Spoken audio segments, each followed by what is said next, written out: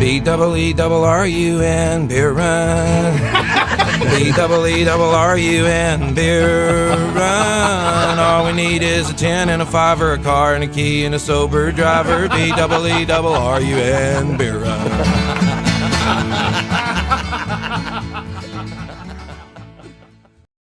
Welcome to the Beer Run on BS and Beer Media, the only Saints podcast with a 2-drink minimum and takes as bad as Craig calling out at the last minute. That's a joke, boy. You missed it. Went right past you. You gotta keep on your toes. Put toes out here.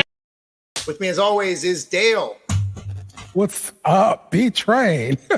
Doing good. Happy to be here. I appreciate you jumping in at the last minute there for my good-for-nothing partner. Terrible. Hey, better be careful. Like Drew Brees said in his autobiography, he said, you don't ever want your backup to see the field. Yeah. Doug Flutie went down. Brees stepped right up for San Diego. The rest is history. Watch out, Craig. Watch out. That's it. That's it, man. So, yep, you know how we do it on the Beer Run. Even though we don't have Craig, we still got 4 downs. We're going to talk about some beer. Of course, we're going to break down the loss to the Packers. We still got to do it. We got to hash this thing out, okay? And then on 3rd down, we're going to go behind enemy's lines. We're going to talk to a Bucs fan, Marco. And on 4th down, we're going to give you a preview and our predictions for the game coming up Sunday versus the Bucs. So, referees, get out there, spot the ball. Let's get this thing going. First down, Saints. B-Train, what you drinking, bruh? Thank you for asking. Today is the season. I have a Yangling Oktoberfest beer. Now it comes in the bottle, not in the can. Okay. So it's going to sound a little different. Maybe it's not as satisfying, but it still goes down just as good. Ready? Here we go. Oh, yeah. That was good. I got the pop. I got it. How about you? All right. I actually got beer this week. All right. Went to the beer store and liquor store, and we got some Lost 40 Brewing, the Hunter Oktoberfest. Oh, perfect. So, we did not coordinate that. Right. Just worked out. Nice. Is that where is that? Is that a local brewery? Yeah, it's a local one. Okay. Brewed in Little Rock. So let's give us our little pop. Oh, there you go. Nice. Right. So yeah, man, Oktoberfest, it's the season. Get your Oktoberfest beer. Go out there and find one. I'm telling you. It's good. I like it. Is this like one of your favorite blends of beer, the pumpkin spice? And Yeah, it's just a good time of year. We're starting to lose some sunlight, but we got some nice things to go along with it, like nice beers and drinks and, Halloween coming up and football, of course, the best part. But yeah, I like this, whatever you want to call this, a Marzen style lager from Germany. It's great. 2nd down. All right, it's 2nd down. So let's get to some news first. And of course, we're going to talk about the game that happened versus the Packers, that 4th quarter.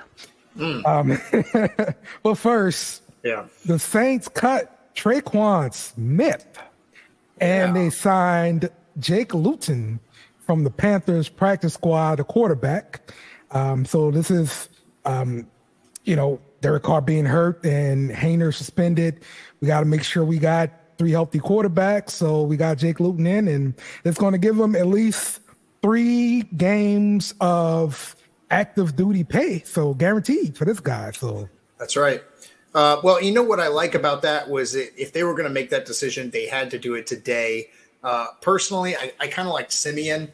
I think he signed with the Jets today, but either way, at this point in the roster, it doesn't matter. Both of those guys, have experience with the Saints. They know the playbook. I think I don't expect and I don't hope that we're going to see Luton play. Yes, please so. We need him out there. And I'm going to tell you the biggest reason why is because having that insurance policy there allows us to use Taysom. to let Taysom do his thing, which is Exactly. the position of football. That's the position he plays. Yes, exactly his position. But we've seen it in the past when you only have two. So if we just had Jameis and Taysom, then you can't really use Taysom, where he excels, because you gotta keep him fresh just in case Jameis goes down too.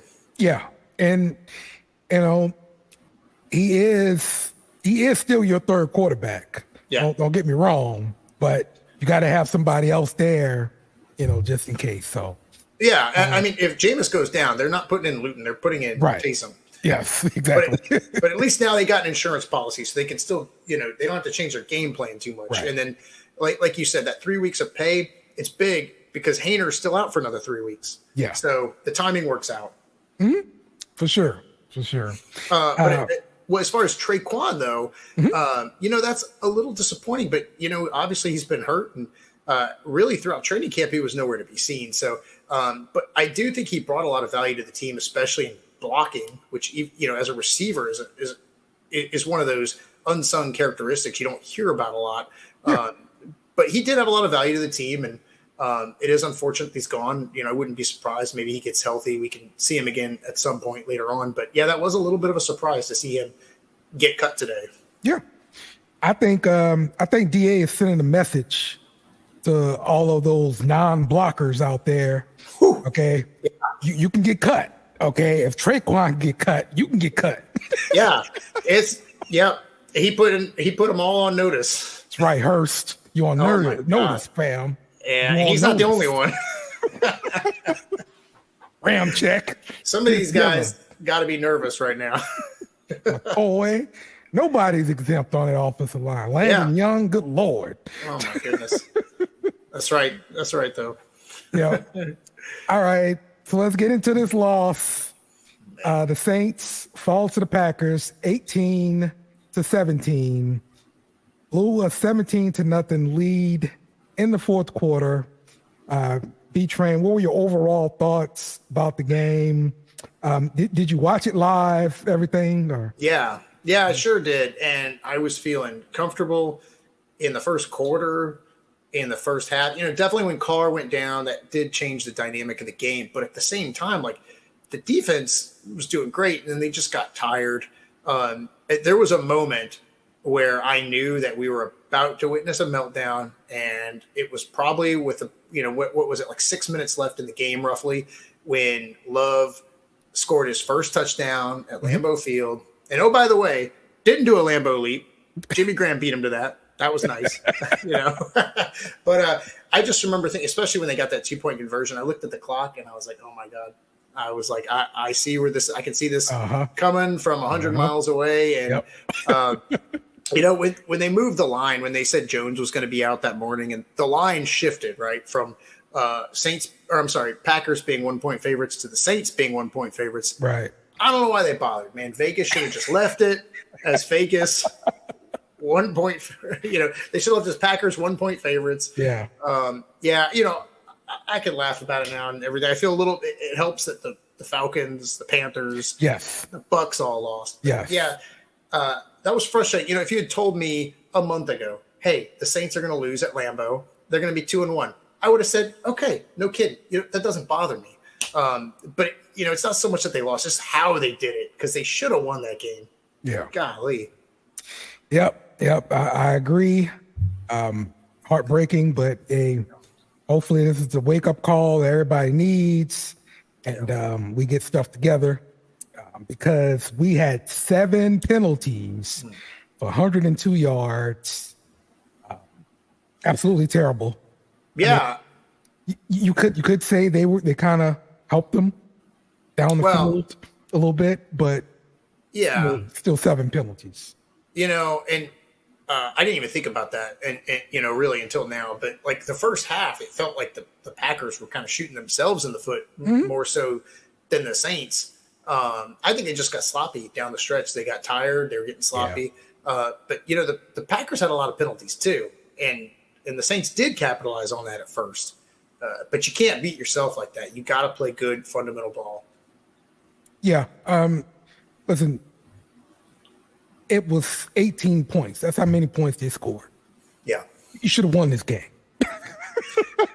Yeah, right. The offense that's been the issue really since Breeze left. For the most part, Even before Breeze left, well, yeah.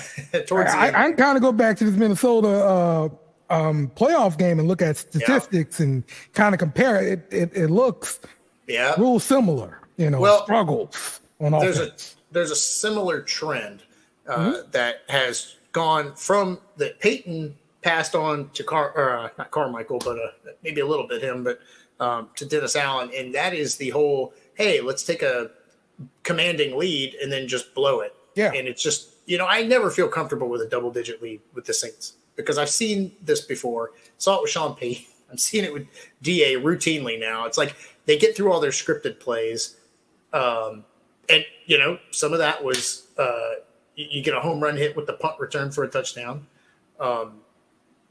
And then you just say, hey, that's it. I'm good. I'm good for the game.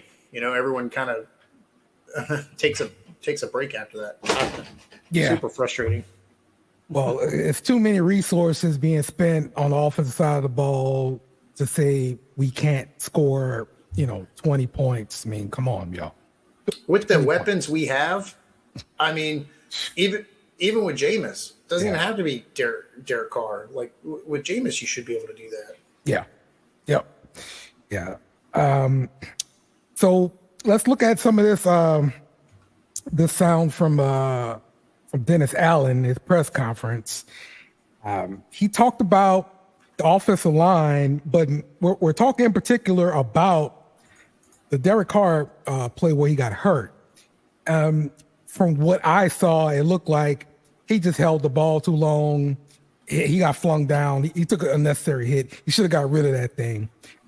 Let's see what DA had to say. Yeah, we had a route trying to get some guys down the field, and I think that was the one play where I felt like he kind of hung on to it a little bit too long. The other three, I felt like, were quick wins, by their defense, and so, but I thought on that play he probably held it a little too long. Okay, so definitely offensive line, they get beat early on in the play. But on this particular play, hey, the blocking was fine, but you hold it too long and then they collapsed, and that's when you got hurt. Yeah, that's true. And, I think part of what we're paying him the big bucks for is the fact that he should be able to go through his progressions pretty quickly. We have great players out there. Olave, even Michael Thomas. I mean, we got guys out there that should be able to get open enough to where, he goes through one progression, two progression, get rid of it, and get rid of it before the 4-second mark. And it is unfortunate the offensive line is not doing him any favors. Right. But, it is kind of a mixed bag because, on one hand, I would rather see the quarterback being smart and taking a sack when he has to. But, my God, he is on pace for a lot of sacks this year, and that cannot continue. Yes. Right now I'm putting that more on the offensive line, but there's times where he has to recognize that. He knows that's a weakness. So, man, get rid of the ball. I want to give Pete Carmichael credit, and in the fact like he was putting in 6 offensive linemen to block for the Bucs. Got to, which is sad, but they have to right now. And we still got beat, but that's not on Pete Carmichael right there. Because Pete did what he was supposed to do. We got 6. All right, y'all got to win. At the end of the day, the quarterback's got to take responsibility. Yeah. You're right. Yeah, you're right. But I think he knows that. Mm-hmm. So the injury that Carr suffered is being called the AC joint sprain. Yeah. From what we're being told is painful. Drew Brees sent out a tweet or he interviewed or something. New Orleans Stop Football. I think it was Nick. Okay. Yeah. So he did that. So he said the injury was very painful, and he couldn't throw the ball all week, and he actually just showed up Sunday and played. That's who he is. That's the kind of guy he is. And I think Derek's the same kind of guy. Mm-hmm. I think he's got that same mindset. And we really, maybe it's too early to tell, but I really feel like we dodged a bullet there because when I first saw that injury, the first thing I thought was Drew Brees with where Romanowski took him out when he was with Right. San Diego. That was the first thing that crossed my mind. So, look, Drew Brees said he played through that. I know that Derek Carr's a competitor. I don't know if DA is going to let him play this week. I'm expecting Jameis, and I know Jameis wants this one against Tampa. Yeah, he wants the revenge, I'm sure. That's right. but you know Derek's going to be fighting to get back in as soon as he can, As he should. Yeah. But I don't like. I really would like to go and find this game, whatever game it was that Drew Brees showed up and played. Because Yeah, he said it was 2014. okay. And I don't, at the time, I don't remember that. So he must have kept it to himself, or they must not have made a big deal about it. Okay. Yeah, 'cause I like to see how he did. My concern is so much of the actual good offense has been the deep ball. If you got a shoulder problem, the deep ball should be the last thing you do. And we haven't seen that through multiple quarterbacks since Brees. We haven't seen that in years. But remember, when Drew Brees was really hitting his stride with the Saints, there would be a time where he would go through his progressions. He would step back, and the second he stepped back, you knew it was going to be a 50-yard bomb, and you knew it was going to be good. And we haven't seen that in a long time, unfortunately. Yeah, it's probably because the offensive line has not been consistent, and DA talked about offensive line consistency here. Yeah. Well, yeah. Look, I mean, I think ultimately it comes down to kind of your fundamentals and your technique, And look, sometimes you get beat in our league. I mean, that happens. But yet we've got to be better on a more consistent basis. It's certainly happened too many times this season, and we got to be better at it. Yep. Quarterback getting hit way too much. We talked about it last show. He was in the top of the league as far as getting hit and taking sacks. It was too much. It's unsustainable. Yeah. And that's what happens. You get injured when you let your quarterback get hit that many times. Yeah. And this is why they always preach to the quarterback, get down, get out of bounds or whatever. Yeah. That's why. So, yeah. But look, a big piece of the struggles and Derek Carr maybe holding on to the ball and the offensive line inconsistency.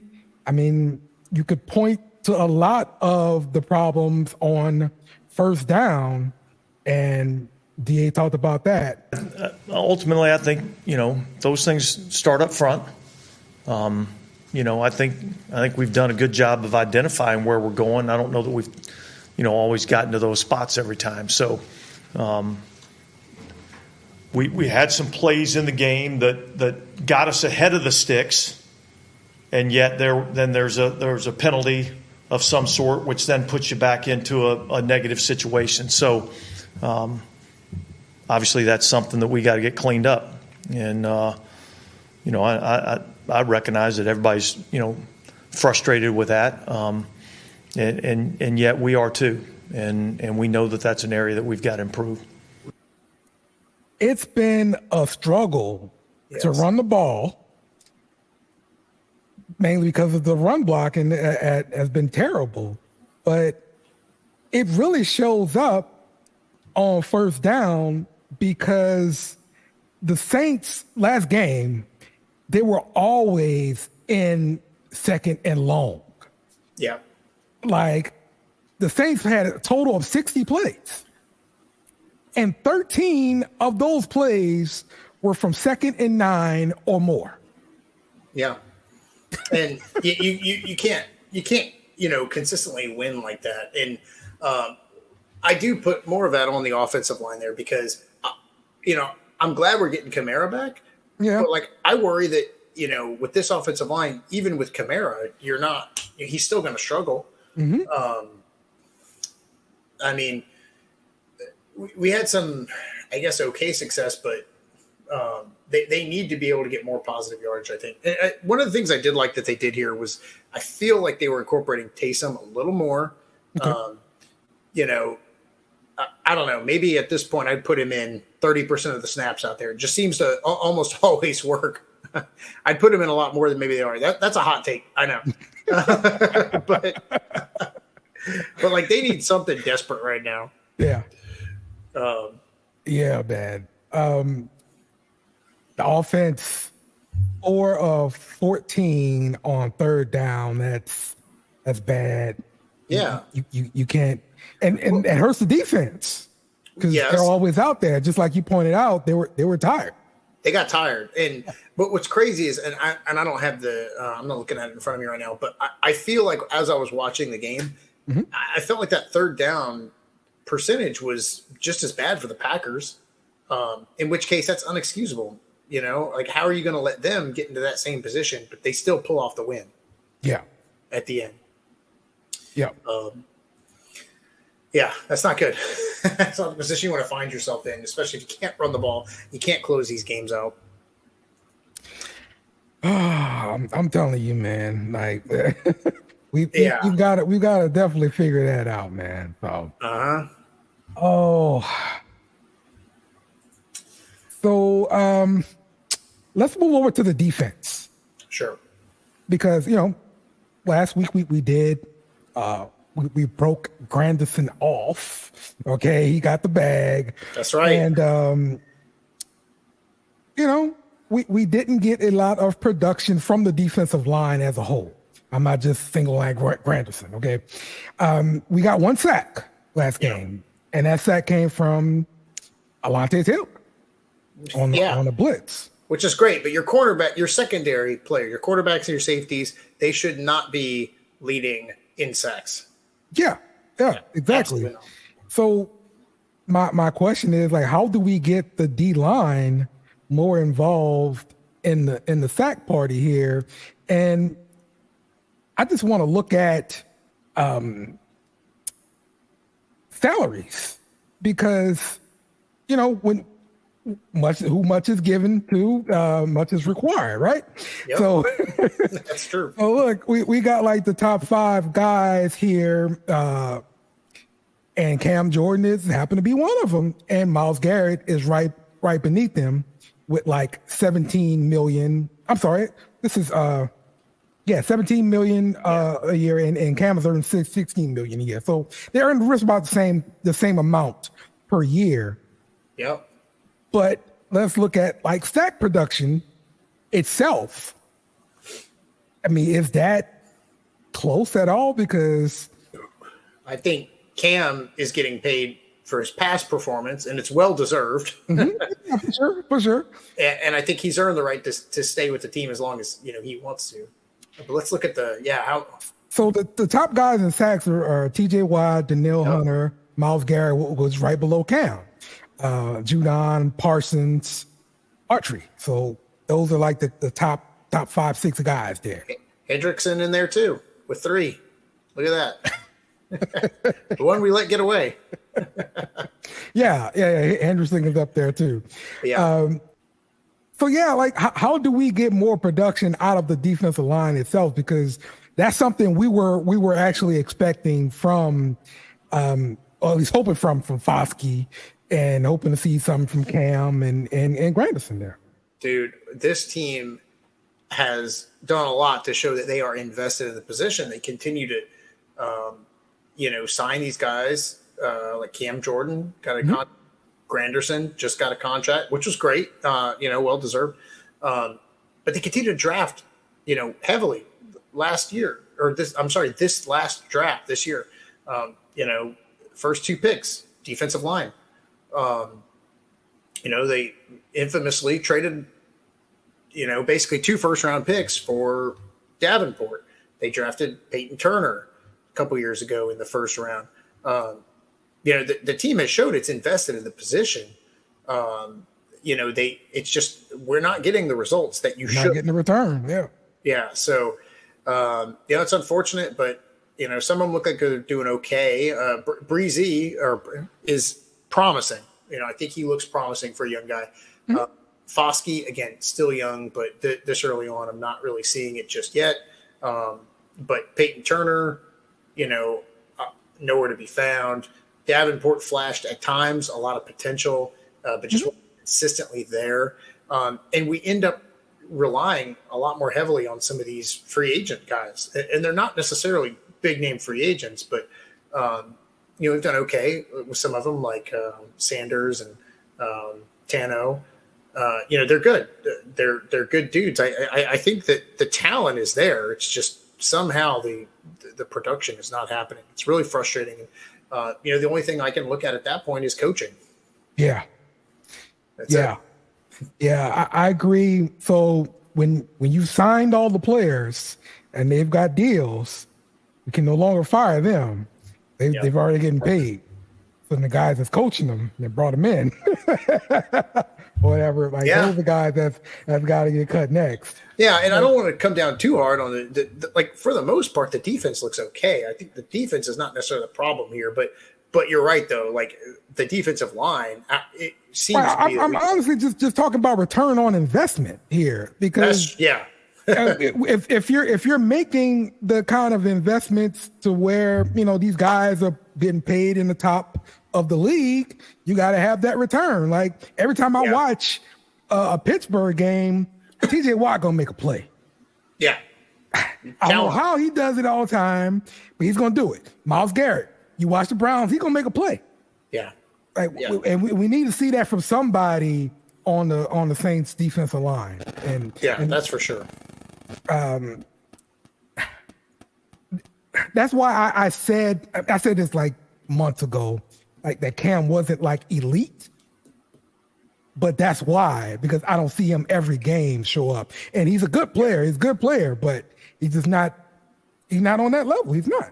Yeah, he's not elite, but he is a hallmark of consistency. He's just consistently, readily available. You can always count on him to do pretty good. But you never feel like you're getting Myles Garrett level of production there.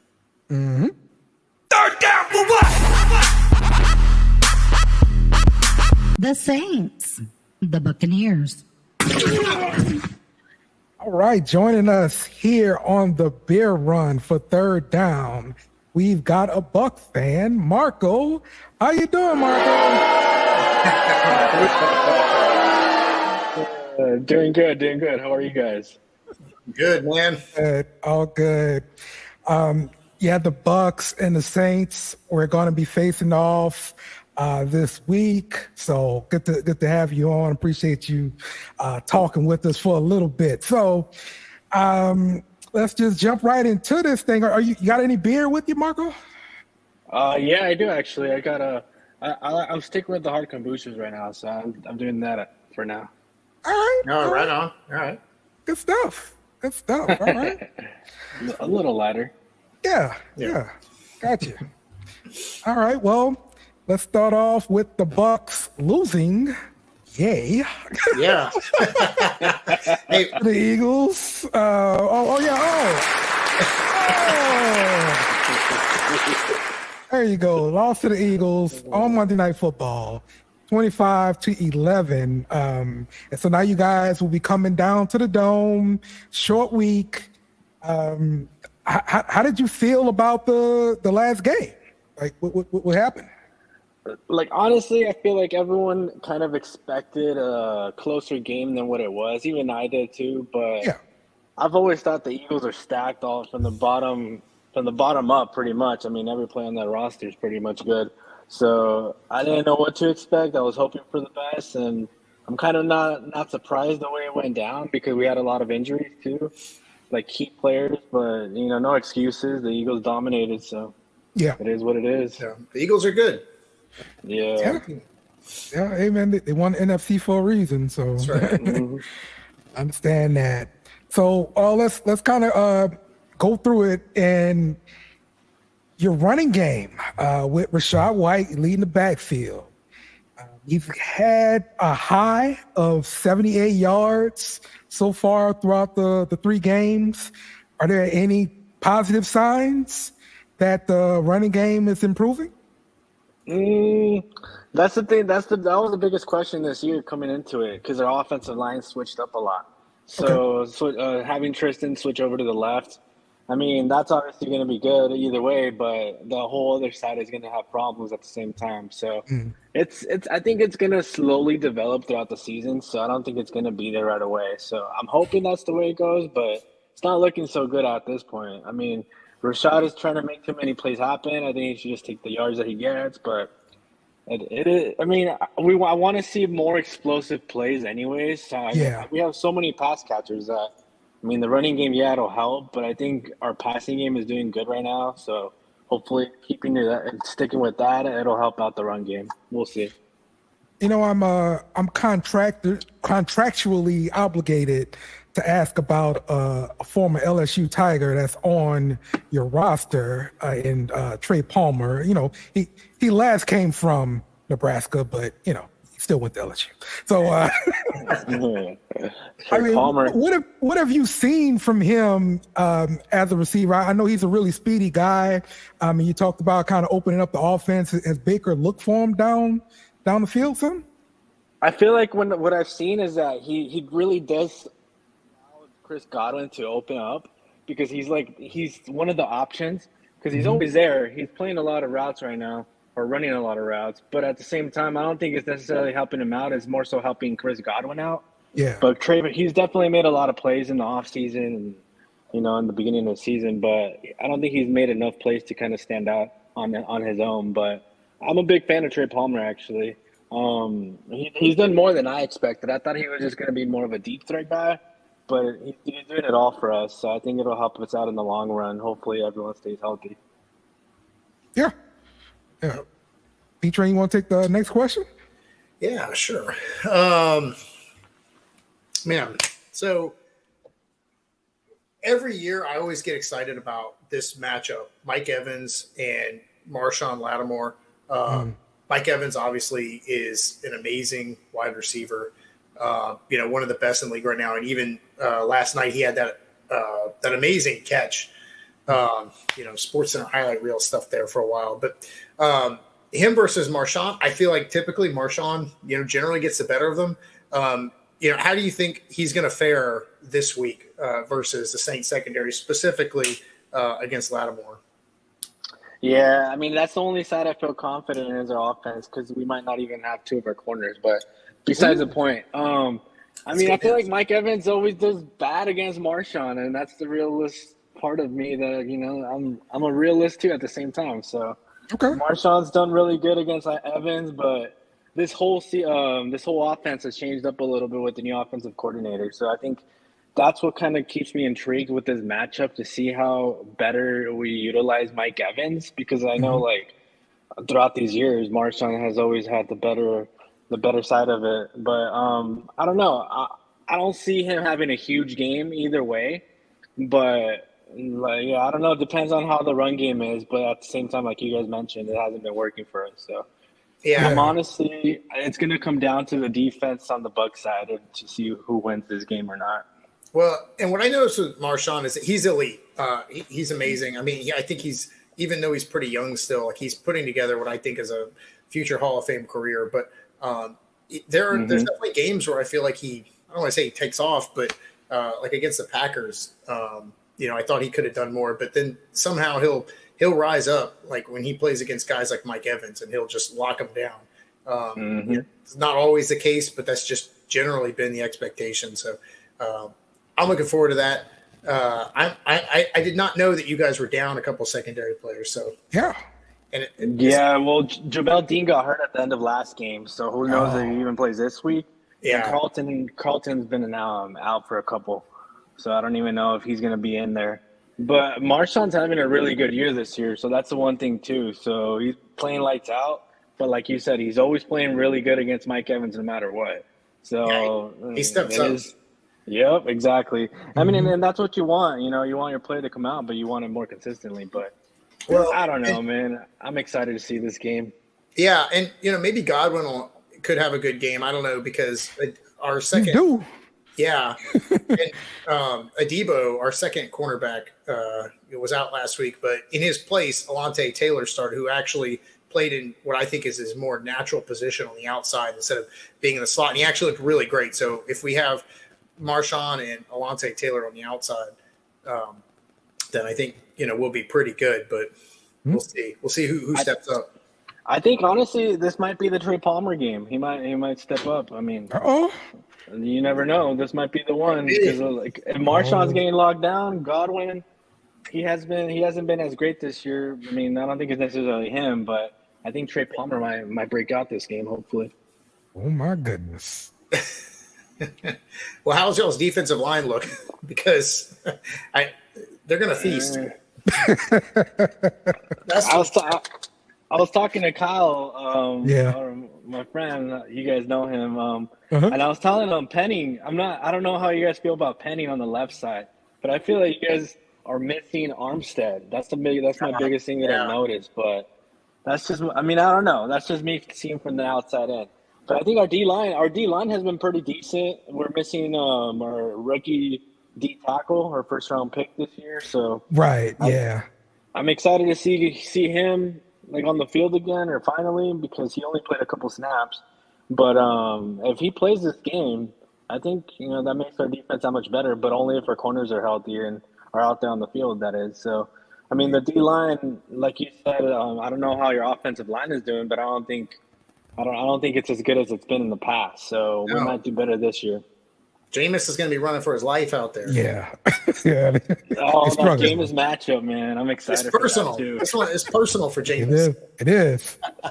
What do you guys think about Jameis? I don't know. If I could ask a question on that. Personally, look, it's more about the offensive line. The crap I saw last game, I don't care if Pat Mahomes was back there. Like it wouldn't have happened. Like we're terrible on the offensive line right now. All 5 of them. Well, and 6 of them because we put in a 6th guy and he got beat too. Yeah. So who's the best player? Is it Eric McCoy? I think he's the best player right now. He got beat like a drum. He did. Well, he did, but he is I would say he's the best one. But none of them had a good game. Even I would say Ramczyk is the best one, and he had a horrible game last week. Yeah, I don't know what was going on, man. Yeah.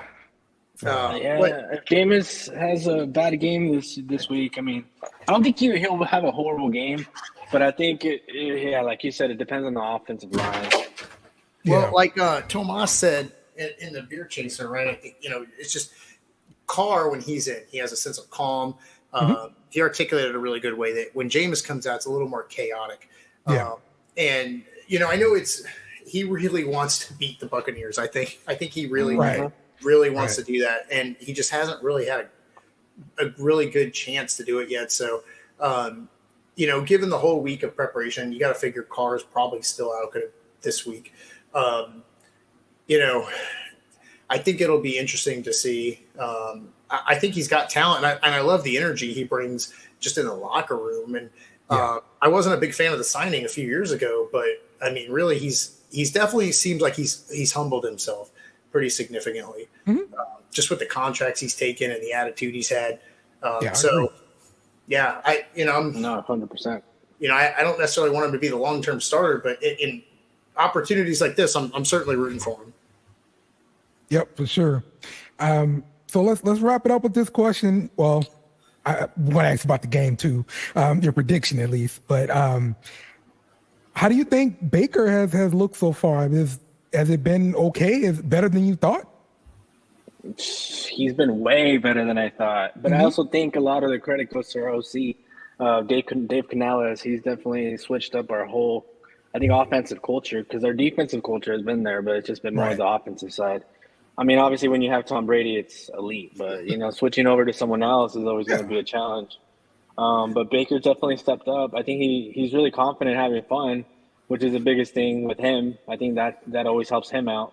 So I think with the offensive play caller, with Baker feeling comfortable, I mean, the only thing is their run game. But, I mean, Baker's definitely stepped up to the plate. I mean, I really love what he's doing with their just throwing it to our deep ball guys. Mike Evans, that's what he needs to do. The job is pretty simple, but at the same time, the pressure is there for us sometimes. So I think that's the only thing that's been stopping him. The last game was his first one, but I mean, we'll see how he keeps it going, because he definitely has ups and downs throughout the season. So okay, I like the Saints' defense against him. I like that matchup, but it's messed up. I think Cleveland did him dirty, man, and I don't think that Carolina did him any favors last year. But then, Carolina definitely didn't. Yeah, but then you look at how he can excel when he's in a good environment. And that, that's probably true for most people, but like in LA, he looked pretty good there at the end. And, I think Tampa's letting him do his thing. So, I mean, I hate that he's with the Buccaneers, and I hated when he was with the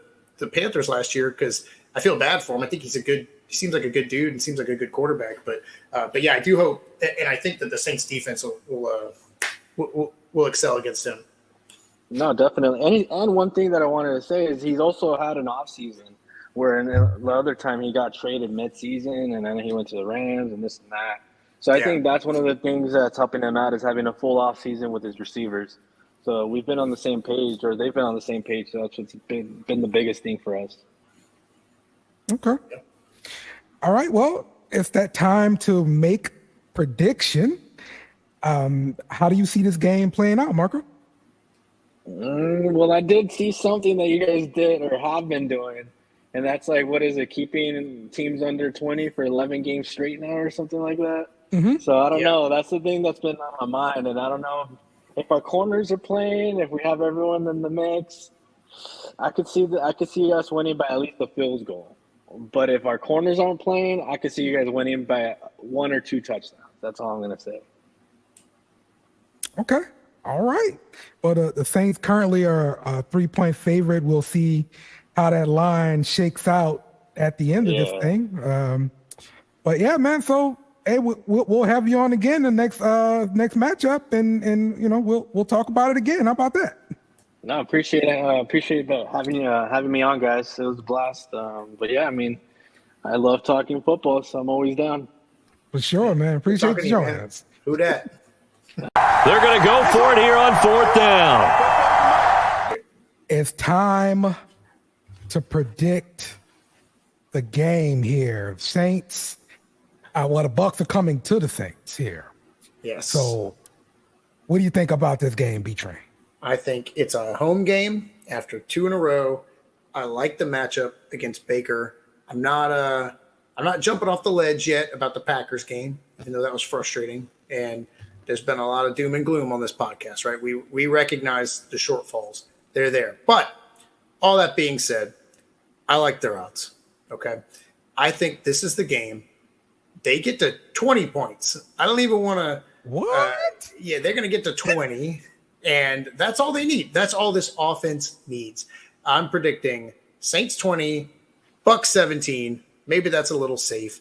That's how I see it. I don't see them blowing them out, but I do see them winning. 20-17 Saints. 20 points. I'm telling you, man, when Jimmy Graham finally gets in the end zone in the Superdome, and he dunks on the goalpost, and they rips it down. Yeah, they take the penalty. The crowd is gonna go crazy. It's gonna be awesome. I love it.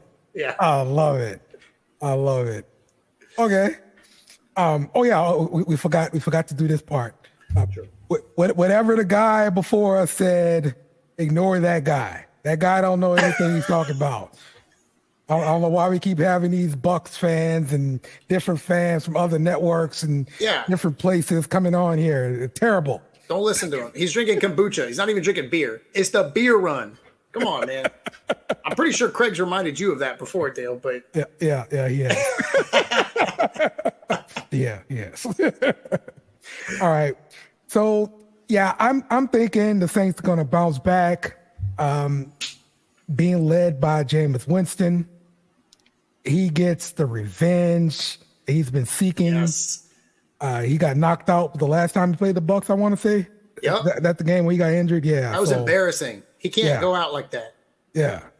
He's going to be at home. Yep. People are going to be encouraging him.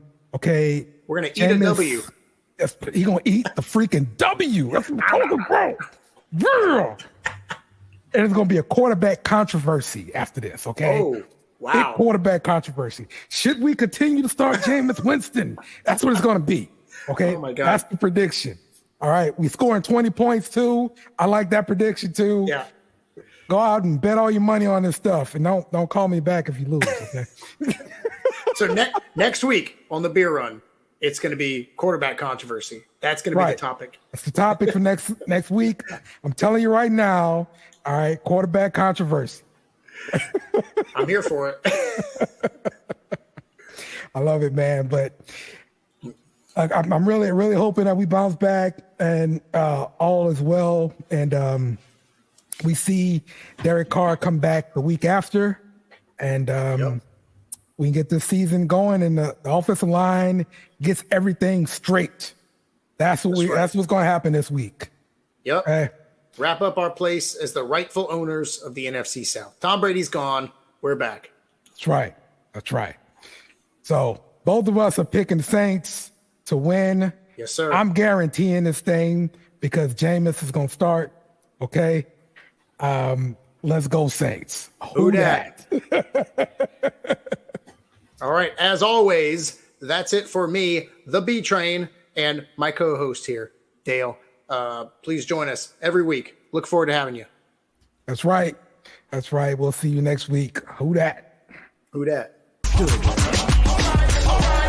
Remember to follow us on social media at BS and Beer Media.